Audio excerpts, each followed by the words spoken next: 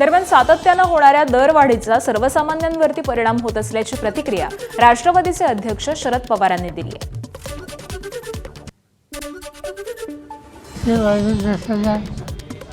दोन लोकांनी केली नंतर वाढत आज कुठं आलेली या सगळ्या गोष्टीचा परिणाम आज सामान्य माणसाच्या प्रपंचावर. तर मुख्यमंत्री देवेंद्र फडणवीसांनी योग्य वेळी योग्य निर्णय होणार असल्याचं सांगत शरद पवारांना उत्तर दिलंय.